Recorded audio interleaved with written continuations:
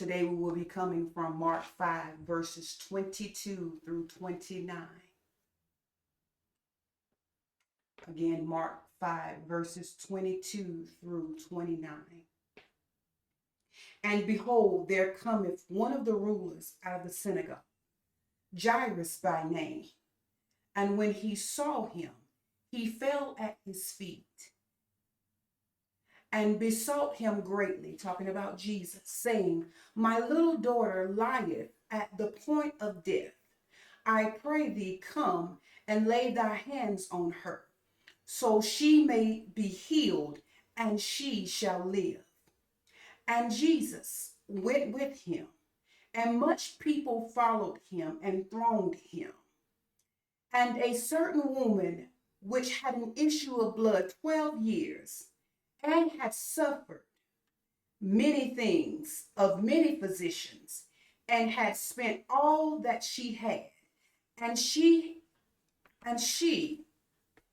had, and was nothing bettered. She spent all her money, come on here, and she didn't get better, but rather grew worse. When she had heard Jesus had come in the press behind and touched his garment. Verse 28, for she said, If I may touch but his clothes, I shall be whole. And straightway the fountain of her blood was dried up, and she felt in her body that she was healed of that plague. And if I could today, I would use for a subject a woman's touch, a different kind of touch, a woman's touch. And the average person will agree and could agree that there is a big difference between the way a man does something and the way that a woman does something. I know for me in my household, when I am doing laundry, there is a certain way that I fold clothes. I fold my bath cloths and my towels. They have to be folded a certain way. And not only do they have to be folded a certain way, they have to be placed in the linen closet a certain way. All of them have to be in the same direction. So if the crease is one direction, that means all the ones that are on top of it, the crease has to be in the same direction. And so, but for my husband, he's one that is not so particular with the way that the bath cloths are folded. He doesn't care if they are on the shelf so much. All he really cares about is if they are clean and accessible. Come on. Can any of the other women relate to that? Can any of the other men relate to that? You do things a little bit differently than your wife does. And she's very particular at how she does things for her own particular purposes. And sometimes if the men can just be honest with us, that's just a little bit irritating, because it has to be so precise and it has to be a certain kind of way. And if you guys could see the in-house crowd and here, they are nodding their heads like, yeah, it's really irritating the way that she does things. But nevertheless, that's her way of doing things. And we like the clothes basket a certain kind of way. And for most of us, we can relate. If we can get some virtual hand waves, the man will have the clothes basket right there, but somehow or another the clothes will still find their way to the floor and not in the basket. Come on. Is that just in my house? I don't know, but in my house that seems to go that way. And nevertheless, yeah, I see some hand waves, but nevertheless, we can all agree that most women are planners, and when they have a plan, they're going to execute that plan to the fullest. And that's what makes their plan so much more effective, is the execution of that plan. And whatever it is, whether it's washing dishes, whether it's paying bills or going grocery shopping, there is a difference between the way that a man does things and a woman does things. It doesn't mean that one is better than the other one. It's just the personal preference. And sometimes, depending on the personal preference and the method that they use, it can be more effective. And on this Mother's Day, because we are celebrating our mothers, we want to look at a certain woman, and we want to look at the woman's touch on things and how it can make a difference. Come on, how many of us know that there's a difference between a woman's touch and a man's touch? You know, the man can do certain things with children, but it's something about when that mama comes and cradles that child. It's nothing like that touch from that woman or that mother in that particular situation. And today we want to take a look at the difference a woman's touch can make, and hopefully apply that to our lives on today. In our text coming from Mark 5:22, just to give you a little bit of background about what's going on, Jesus is just arriving into town. He's returning to town, and there are crowds of people that have come to see him. Come on, they're coming to see him. And one particular person that we're going to mention just for the sake of the text is Jairus. He is coming, and Jairus is coming because his daughter is so sick that she is at the point of death, and he is coming to seek out Jesus because he needs Jesus, and he is requesting from Jesus that Jesus comes to his house, because he told Jesus, he said, if you come to my house, he said, my daughter will not only be healed, but she shall live. But in the process, and Jesus begins to go with Jairus, and in the process of Jesus making his way, there comes a woman. Come on, have you ever sought out Jesus and felt like something just got in the way of your prayer and your request being answered? Come on, and it made you wonder, is it really going to happen? Is it really going to happen? And this woman, she has come, and she's been dealing with an issue for 12 years. And most of us know the story. We just want to look at it from a different context today. But this woman, she has been dealing with this issue for over 12 years. For 12 years, she's been dealing with the same issue. She's been hemorrhaging. She has been to many doctors. Come on, is there anybody that's been dealing with something for a long time? You thought by now it should be over. You done prayed, and there's some things that you done, and you've been hoping, and you've been wondering, when is God going to do it, if God is going to do it. And nevertheless, you're growing tired in this thing. You're growing tired of this thing that you've been dealing with for so long. So this story about this woman is going to bless us really good on today, because she has been dealing with this issue. Is there any mama that's been dealing with an issue for a long time? You've been praying for that child. You've been praying about your health. You've been praying about your finances. You've been praying about your marriage. You've been praying about some relationships for a long time, and you tried some things, and those things did not help it. Those things have sustained you, but it didn't necessarily change the outcome of the situation that you were looking for. This woman, she had exhausted her 401k. Come on, she has exhausted her pension. She has cashed in all of her CDs, bonds, and stocks, only to spend them at a doctor, and could not get better. Now, I want to bring emphasis on this, because in our text, it said that, watch this, it said that she had spent all of her money, but the situation only grew worse. In efforts, have you ever put forth some efforts to only look like things were growing worse?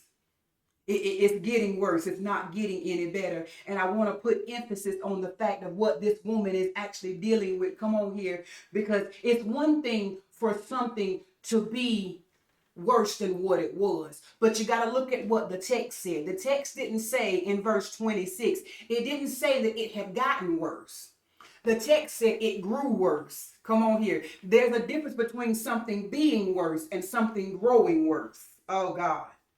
Because watch this, when something has gotten worse, it can be at the end stage of bad. But when something is growing worse, that means it's actively progressing, come on, in a worse state. So you're not only at stage 1, it's now progressing to stage 2 when something is growing worse. It's progressing stage 3, stage 4, until it gets to the point of terminal. Come on here. Is there anybody that feels like you're at your terminal point? This thing has gotten so bad now. I done done everything. It's only grew worse. And that's just to help you understand where this woman was at, where she was at. She had passed stage 1, she had passed stage 2, she has passed stage 3, and she is at the point of it being terminally ill. Come on here. And you know, when something is terminally ill, it is at its end. It's no chance. The survival rate is very little. Come on here. Now, it's important to understand this woman has pressed her way. Come on, is there any mamas that's been pressing their way? Is there anybody that's been pressing their way? And I want to bring emphasis and put emphasis on the fact of what she pressed her way through. Not only was she pressing her way through her sickness and her illness and her ailment, come on here, she's pressing her way through a society that says, based upon her condition, come on here, she shouldn't even be in the crowd. Come on here. Is there anybody that's dealing with some stuff that your stuff says you shouldn't even pursue God no more? Come on here. It's done gotten so bad. It's talking to you now. It's telling you ain't no need to pray no more. Ain't no need to fast no more, because you at the end of this thing. Ain't no need to do none of that no more. Because in order for us to really understand what she was dealing with in those times, in the culture of those times, if you had an issue of blood, watch this, you were not even supposed to be in the crowd. You were socially and ceremonially unclean, which means you cannot even participate. Come on here. If there's some things that we've been dealing with that says you shouldn't even be here today, you shouldn't even have came to church today. Come on here. Your situation has been so pressing on you. It says don't even go to church today. Don't even come to church today. You shouldn't even pursue the things of God anymore, because this thing has been pressing you. And based upon the pressure that it's been putting on you, it says there's no need to serve God no more. Ain't no need to do this no more, because what's the use anyway? It ain't gonna change. It's only growing worse. It's only growing worse. Come on here. It's only growing worse. When you were having an issue of blood, you was considered unclean. You were not allowed to be in the crowd. Everything that you touched, come on here, was supposed to be discarded of or sacrificed or set aside for a certain amount of time to even be considered clean again. You were isolated from people. Come on here. Have you ever dealt with something that made you feel like you were isolated? You couldn't even participate no more. To serve God. It's like a weight. I want to lift my hands and tell him thank you, but this thing is so pressing on me. It's put me in a position that I'm isolated. Come on here. I'm just isolated. I feel so isolated. I feel like I'm by myself. I feel like I'm fighting this thing alone. And only that, I'm not even supposed to be around anybody. I'm not even supposed to be pursuing anybody. Based upon what this law says about my condition. Come on here. What is your condition saying to you? What is your condition saying to you? What is your condition saying to you? But I want to show you the tenacity of this woman. She was well aware of what the culture and the times, come on here, said about her situation. Is there anybody that's ever been through something that your situation has narrated to you? I shouldn't even praise him no more. I shouldn't even be considering the things of God anymore because it hurts so bad. Come on here. Not only is it hurting, but it's causing my heart to ache on the inside. But I want to put emphasis on what this woman did. She was well aware, come on here. She was well aware of what the custom and the law said. But according to scripture, come on here, she broke custom. Come on here. Is there anybody that says, I know what my situation is saying to me, but at this point, it's so important for me to get what I know God has for me. I'm willing to break custom to get it. Come on here. Is there anybody that says, I'm willing to break custom? I'm willing to go against what my situation is telling me. I'm willing to go against what they're saying about me. I'm willing to go against everything. I'm willing to go against the odds. Because I'm willing, come on here, just type in the message box, I'm willing to break custom. Woo! Is there anybody that's saying, I'm willing to break custom? I know what it says. I know what it's making me feel like. And let's just be honest. When anybody that knows about the human anatomy, when you're bleeding and you've been bleeding for such a long time, it weakens you. Come on here. I feel you, woman of God. I'm willing to break custom. And when you've been hemorrhaging and when you've been bleeding for such a long time, you're weak. Come on here. Is there anybody that's been dealing with some situations that has made you physically weak?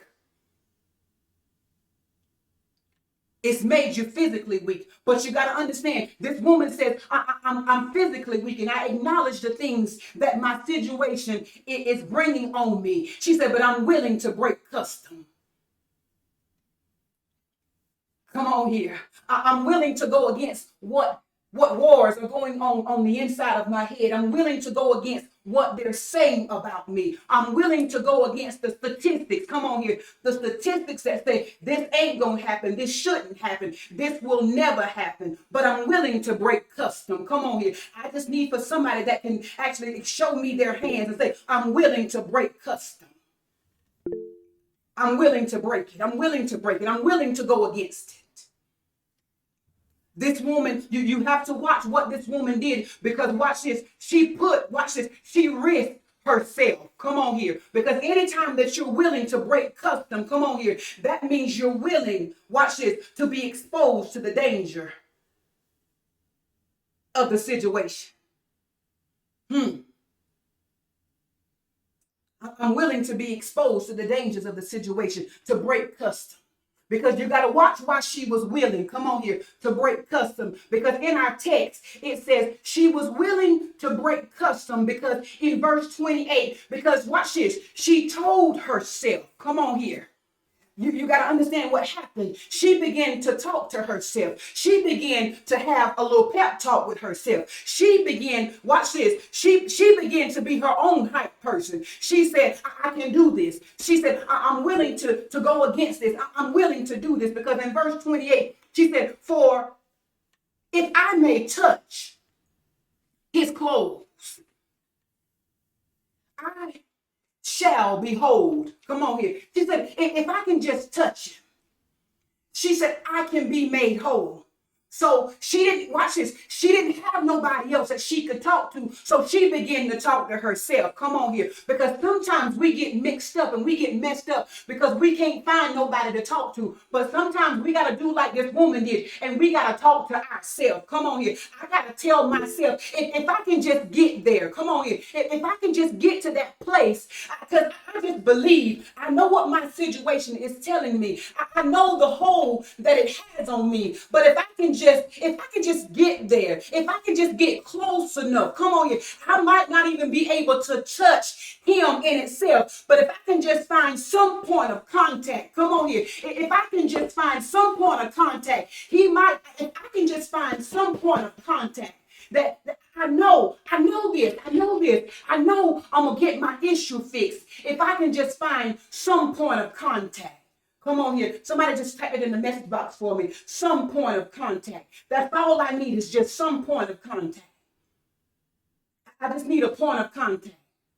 She said, watch this. And the thing was, she said, I'm not even waiting. Come on here. That's what a real, we celebrating the mothers on the day. Do I have any women that says, I'm not waiting on him to touch me? Come on here. Y'all got to understand what was happening with her. She wasn't waiting on him to call her out in the crowd. Woo, come on here. Out of all the people that were there, she said, I got an issue so detrimental and so important to me that I can't wait. Come on here, Mr. Roy. Is there anything that anybody is dealing with that says, I'm not waiting on him to send a prophet to me. I'm not waiting on him to call my name out. I'm not waiting on him. I gotta break custom. I'm gonna go seeking after him. I'm gonna go looking for him. Come on here. I'm gonna go looking for him. I'm not waiting on him to call me. And y'all know how it is. Sometimes we just want to be so spiritually profound. I've been in those kind of services myself where, the preacher or the prophet has come to town and we're sitting in the service and we're waiting on them to call us out because that's going to be the significant sign to let us know that God has heard us. Come on here. But this woman, she said, my issue is so dire at this point. I'm so weak at this point that I cannot afford. Is there anybody that says, I can't afford to wait on him to call me? I'm going to seek him now. I don't care how many of these 66 books I got to flip. I'm going looking for him now. I don't care how many TBN shows I gotta watch. I'm going seeking for him. I'm going looking for him. I'm not waiting for him to come ring my doorbell. Come on here. I'm going to knock on his door. I know he said he will come and he stands knocking at the door. But how about this? I'm going to knock on heaven's doors to see if I can just make some point of contact. That's what I'm going for. I'm not waiting. Come on here. Is there anybody that says I'm not waiting on him to call me? I'm willing to break custom. I'm going to break custom if I have to. I need this thing so bad. I need God to move in this situation to the point that I'm going looking for him now. Because watch this, the reason that we can be happy about that, because he said, if you look for me, if you search for me, if you come looking for me, he said, I guarantee you're going to find me. You're going to find me. You're going to find me. You're going to find me. You're going to find me. You're going to find me. And she goes, watch this, and I need for you to understand, watch this. She didn't go with, give me that son. She didn't go. She didn't go looking all cute with her designer bag. Come on. She didn't go with her designer bag. Because remember, she had done sold everything she had. She didn't go in style. I need for y'all to understand how this woman went. This woman went, and I'm gonna put emphasis on this. When she went, she says, I'm looking for him. And she didn't go with her shoulders back and her hair all nice and neat, and her glasses and her makeup. She didn't go like that. She wasn't caring how she was looking. But I need for you to understand, because I'm talking to some people, some mothers on today. Watch this. You said, I need this thing so bad for God, because you have to understand what she touched. She didn't touch his shoulder. Y'all got to understand what she did was she touched the hem. And Luke will confirm this. She touched the hem. And y'all know the hem is the base of the garment. So in order for her, you got to understand this. In order for her to touch the hem, she got low. Come on here. Huh? Is there anybody that's willing to get low to get him? She wasn't standing up tall and straight. She wasn't trying to be seen. Come on here. But is there anybody that says, I need this thing so bad, I'm willing to get low to get it? Come on here. I'm willing to get low to get it. I don't care how low I gotta go. And I'm not talking about low in the natural sense, but I'm talking about low in the spiritual sense. She said, I don't gotta be seen. Come on here. Because that's what real mamas and women do. They don't mind getting low in order to get a breakthrough. Come on here. They don't mind getting low. I don't care what I look like. I don't care if they get to even see my ugly face on it. As long as I can just get low enough to touch him. If I can just get low enough to touch him, I'll get low enough to touch him. Because it ain't about me. Come on here. This thing that I'm pursuing, it ain't about me. But I gotta get there. I gotta get there. And if I gotta get low, I'll do that. And you gotta realize what she did. She had to talk to herself. Come on here. How many of you, sometimes you just gotta talk to yourself? Your situation is saying one thing. Watch this. And if there was nothing, You got to understand the reasons that why we talk to ourselves sometimes. Sometimes we're talking to ourselves, and most of the time we're talking to ourselves because there is another narration coming in on the same frequency. Come on. So sometimes I gotta actually get louder than the frequency that's actually talking to me. I gotta learn to turn the dial. Come on here, Mr. Rowe, on the frequency, so I can get the right communication. I gotta turn the dial a little bit. So what she did was she said, I'm going to turn the dial. She said, I'm gonna tell myself. I'm gonna get low and I'm gonna tell myself. I'm gonna tell myself what he can. Come on. Is there anybody that had to tell their self on this week what God can do? Your situation was telling you one thing, but watch this. You said, I know what I know. I'm not going to let nothing and nobody change my mind about what I know. I know. Come on here. Has anybody had to tell their self this week? He is a healer. He is a deliverer. He is a keeper. He is a sustainer. He is a provider. Not was, but is. That means actively present. He is. He is. He is. He is. He is. He is. I know my money ain't right, but he is a way maker. Come on here. I know my money is looking all kind of strange and you know all discombobulated, but he is. Come on.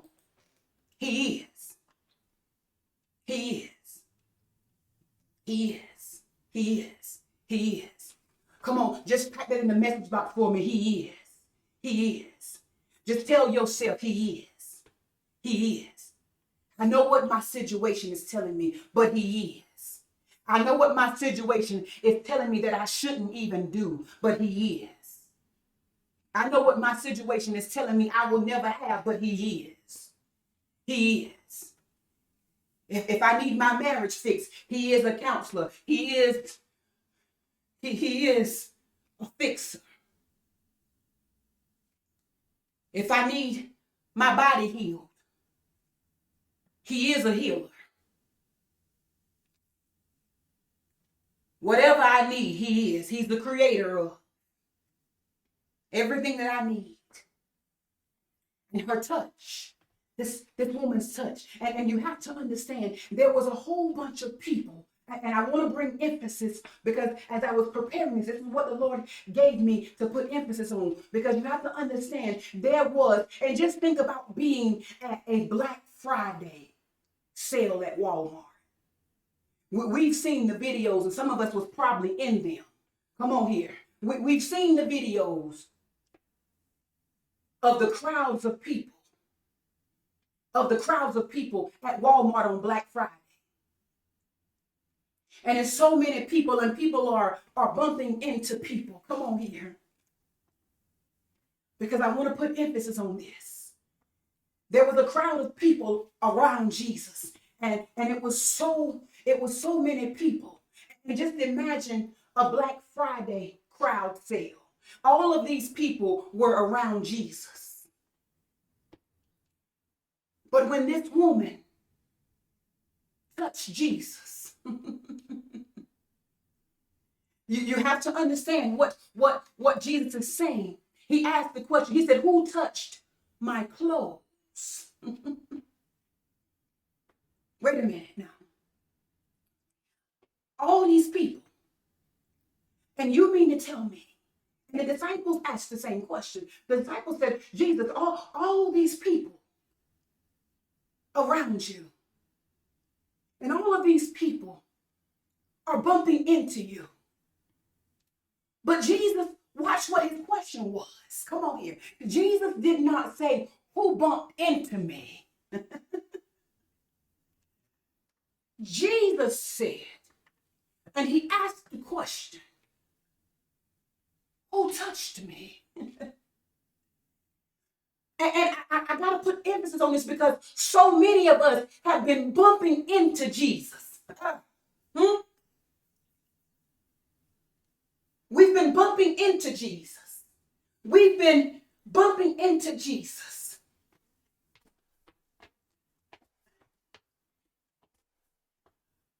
We've been bumping into him. And you know how you get, come on here, let's be honest. How many of us really get upset and look at somebody side-eye when they really bump into you? Like, I know you didn't. I know you did. And let's just be honest. Most of us will even go to the extent and say, excuse you. Come on. Let's just be truthful about it and take our church face down and be truthful. Excuse you. And these people are bumping. They're bumping into Jesus. Because when somebody bumps into you, most of us, if we can be honest, and you can give me a virtual hand wave or type it in your message box, we get offended when somebody bumps into us. Especially if we know it was sore. I see you. Especially if you know it was intentional. Come on here. Don't intentionally bump me. Because watch this. If you intentionally bump me, that means you're really trying to catch these hands. If you bump into me intentionally, you want to be starting something. If you bump into me like that. Have we created a lifestyle of bumping into Jesus? Just to be in the crowd, we bumping into him. Because Jesus did not ask the question. Watch it. Bumping into Jesus was not what caught his attention. Come on. No matter if you're in the crowd, bumping into Jesus was not what caught his attention. Come on and type that for me in the message box, Aretta. Bumping into Jesus was not what caught his attention, because what caught his attention was, he said, who touched me? Who touched me? Who touched me?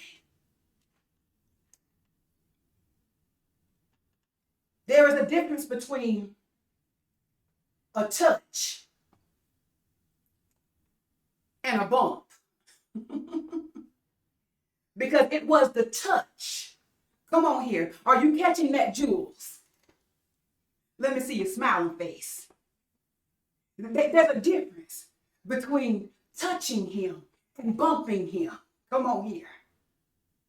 Because it was not the bump that caught his attention, because the question that he asked, he said, who touched me? Come on here. That's when I should have had the whole body of Christ that is on this line. Watch this. Raising their hands. I'm touching him. I'm touching him. I'm not bumping into him. I'm touching him. I'm not bumping him because I don't want to be starting nothing with him. I want to stay on his good side, but I'm trying to touch him, because there's a difference between touching him and bumping him. Because when you touch him, the touch is different. Come on. I'm touching him.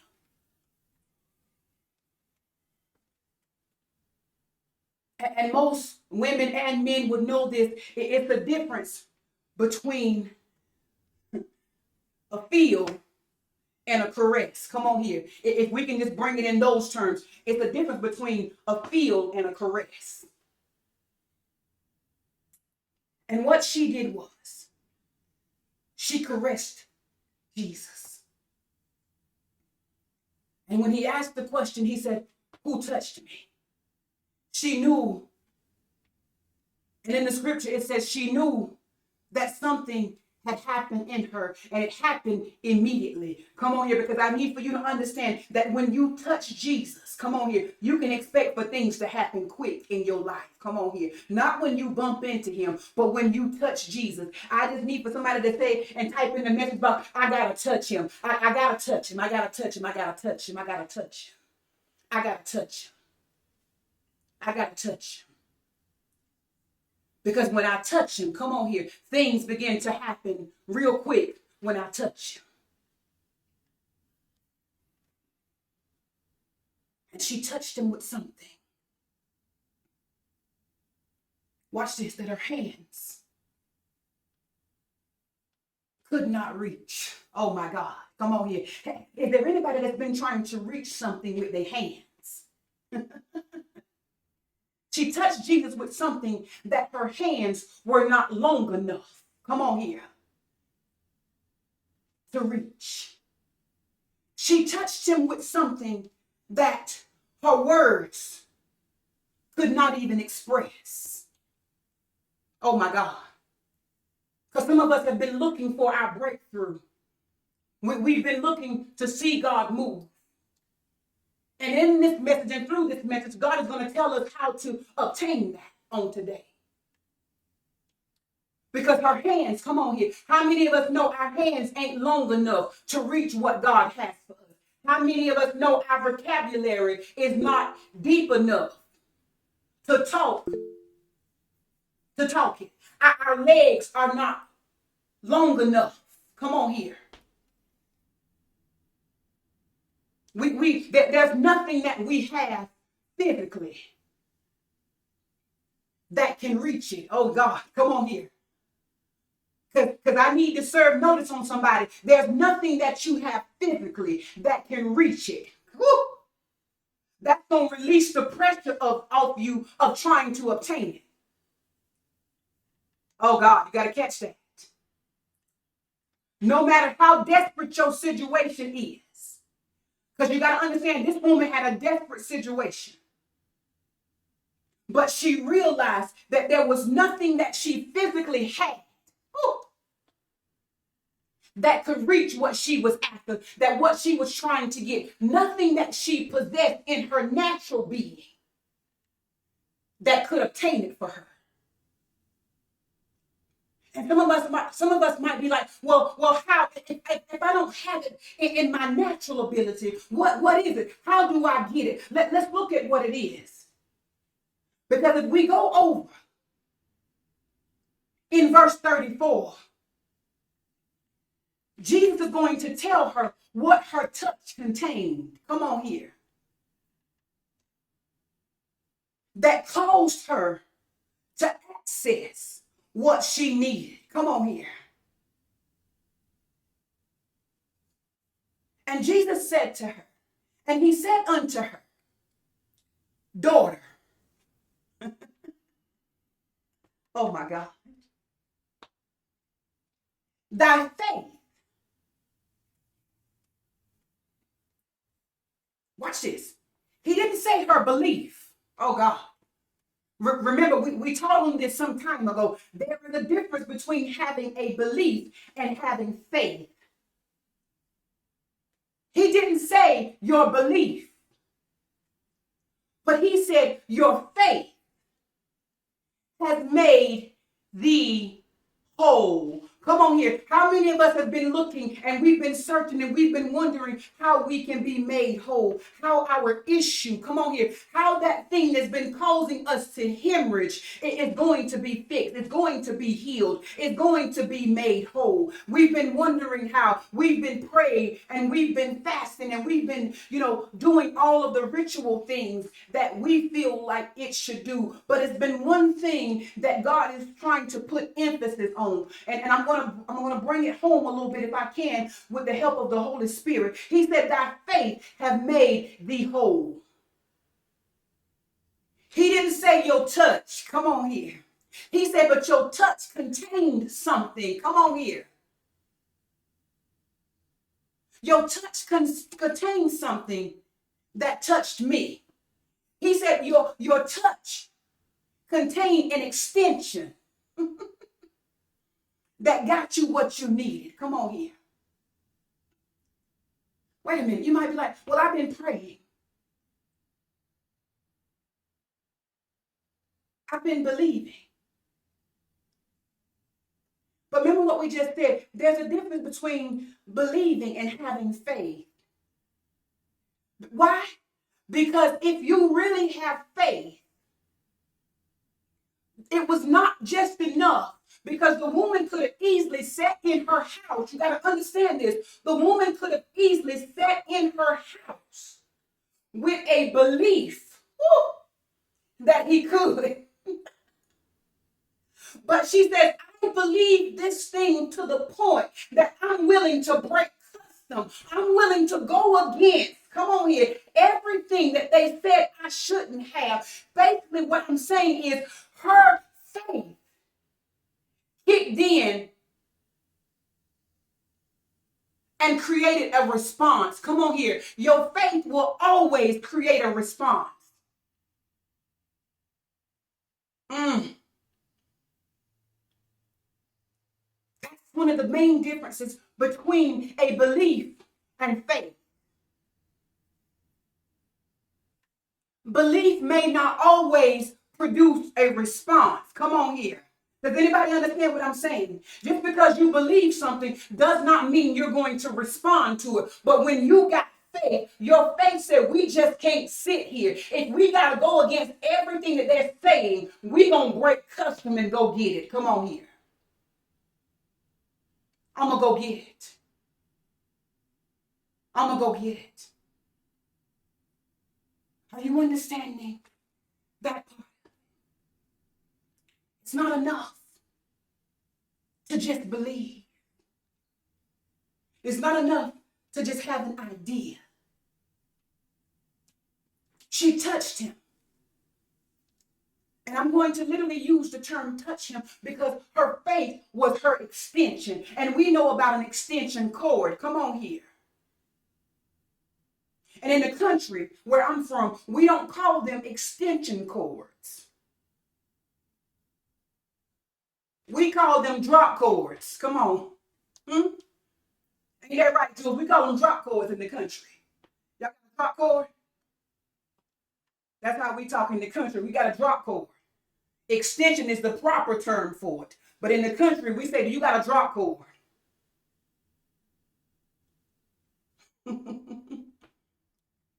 And what that drop cord does, come on here. Because I'm trying to explain to you what your faith does. And I know my husband can hear me, and he's probably going to get me, but I'm going to ask him to bring me the drop cord that I use for my phone charger. Come on. Because I'm trying to show you what your faith does. And how your faith is going, as we get ready to close, I'm going to show you this and we're going to get ready to close. But I hear my husband moving in there, so he's bringing it to me. Y'all be patient with me a little bit. But this, I'm trying to show you what your faith does.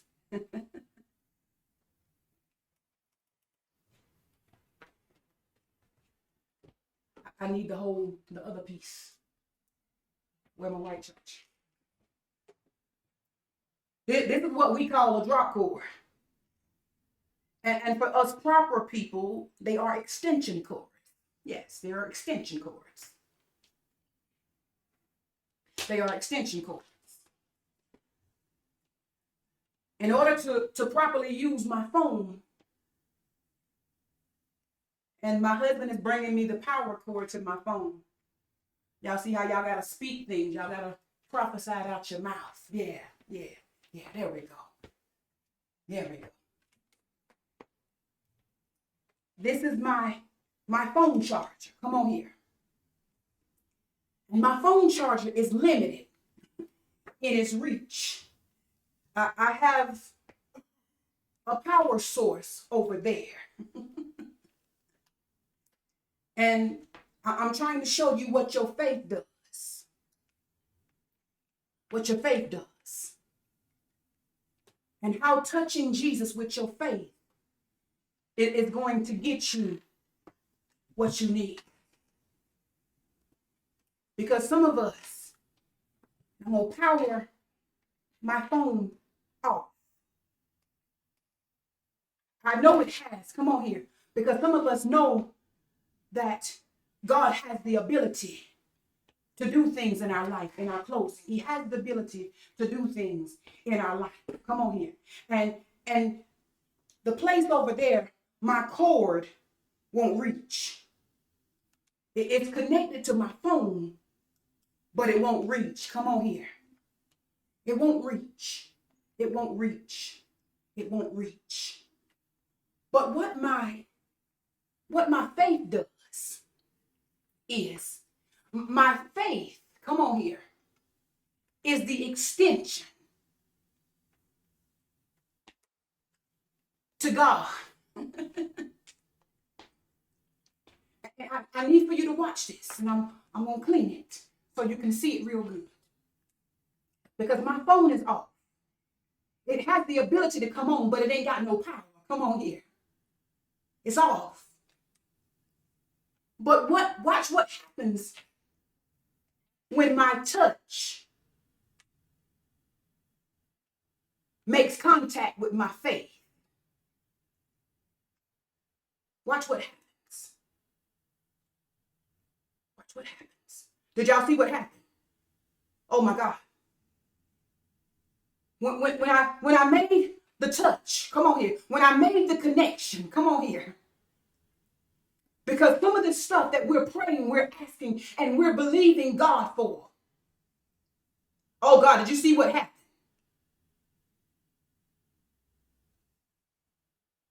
It gave my phone power. Come on here. Some of the prayers that you've been praying, are they prayed with faith or a pleading? Come on here. Some of the things that you've been believing God for, you've been decreeing and declaring, are they touched with faith? Are they touching him with faith? Or just the hope that he can do it? Come on here. Come on, you got to see this. Because some of us are wondering, because when you don't do it according to faith, you just bump it into God then. Huh? But what I need for you to understand is God did not ask the question of who bumped me. He said, but who touched me? And then over in verse 34, he told her what her touch possessed that caught his attention. Come on here. And what God is saying to us is, there are some things that you've been believing me for. There are some things that you've been seeking me for. He said, I'm going to do them. When you make the connection to touch me with your faith. When you touch me with your faith, that's when you're going to see me move. That's when you're going to see the power. Come on. Because until the connection was made, there was no power. Somebody ought to catch that today. When you make the faith connection, come on. And notice what we said, just not a belief, but a response. Because she had enough faith that it caused her to break custom. And she responded. Come on. She responded. A woman's touch. A different kind of touch. And that's what I hear God saying. He said, when you touch me with your faith, that's somebody's word. When you touch me with your faith, that's when I'm going to release the power. Come on. When you touch me with your faith, not your belief, but when you touch me with your faith, that's when I'm going to release the power. And I saw all the messages come up that says, I got to touch him. I got to touch him. I got to touch him. I got to touch him. But now he says, how are you going to touch me? Because come on, let's just be honest. We're going to have an adult conversation on today. It's something about the way that you touch me that can change everything. Come on here. If you touch me just right, woo, come on, things can happen.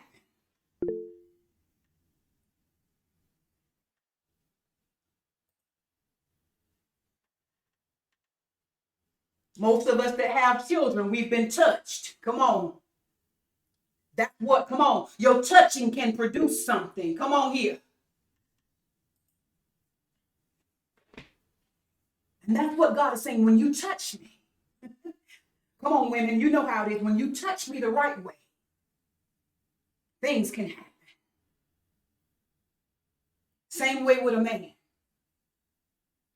And that's what God is saying. When you touch me, come on here, when you touch me with your faith, your faith is your seed of conception. Ooh, did you catch that? Your faith is your seed of conception. That thing you've been wanting God to do, he said your faith is the seed of conception. And as we close and you touch him with a touch of faith. Not just the belief, but a touch of faith. And I guarantee you will not only conceive, but you will deliver. Because the power of God is going to come through in your situation and manifest everything that you've been reaching for. It is going to be your drop cord, come on, that gets you what you need.